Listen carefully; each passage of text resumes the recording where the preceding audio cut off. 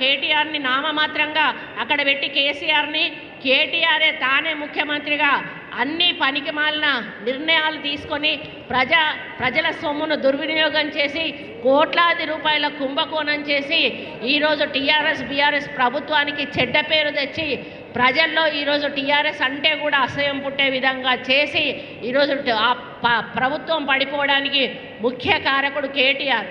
మరి నోరు మూసుకొని ఊకోవాలి కదా. ఇప్పటికైనా ఓడిపోయినాం, మేము తప్పు చేసినాం కాబట్టి మమ్మల్ని ఓడగొట్టారు. ఒక 5 సంవత్సరాల కాలం మరి అధికారం చేస్తున్న కాంగ్రెస్ పార్టీని వాళ్ళ పని వాళ్ళని చేసుకొనియాలి. 5 ఏళ్ల తర్వాత వాళ్ళు ఏం చేశారో ఏం చేయలేదు అప్పుడు ప్రజల ముందుకెళ్ళి ఓట్లు అడుగుదామనేటువంటి సోవి కూడా లేకుండా మనం గెలిచిన తెల్లారి నుంచే మన మీద విష ప్రచారం చేయడం ప్రారంభం చేసిండు.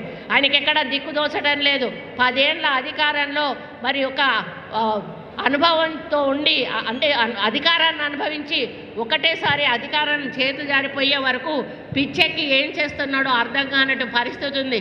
ఆయనకి ఎటు చూసినా ఏం దొరుకుతలేదు. అటుపోయి ఇటుపోయి హైడ్రా అంటాడు, అటుపోయి ఇటుపోయి మూసి అంటాడు. అరే బాబు, మూసి గురించి నీకు తెలియనిది ఏమున్నది? చేసిందంతా నువ్వే చేసి ఈరోజు కాంగ్రెస్ మీద నెట్టి మూసి అని చెప్పి మూసి నిర్వాసితులను ఈరోజు ఎందుకు నువ్వు రెచ్చగొడతా ఉన్నావు అని చెప్పి సందర్భంగా అడుగుతా ఉన్నాను. సరి అయిన కారణాలు చూపెట్టండి.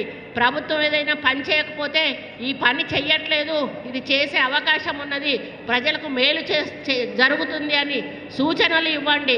అంతేగాని ప్రభుత్వం చేస్తున్న మంచి పనులను ఇబ్బంది కలిగే విధంగా అడ్డుకుంటే మాత్రం సహించేది లేదు అని చెప్పి ఈ సందర్భంగా ఈ వేదిక మీద నుంచి కేటీఆర్ని హెచ్చరిస్తూ ఇప్పటి నుంచి అయినా కూడా ఒళ్ళు దగ్గర పెట్టుకొని ఆలోచనతోటి ఏ నిర్ణయమైనా తీసుకొని ప్రతిపక్ష నేతగా మంచి పరిపాలన మేము అందించే దిశగా సలహాలు సూచనలు ఇవ్వండి. అంతేగాని ప్రభుత్వ చర్యలకు పనులకు అడ్డుపడితే మాత్రం ప్రజలు ఊరుకోరు అని చెప్పి హెచ్చరిస్తూ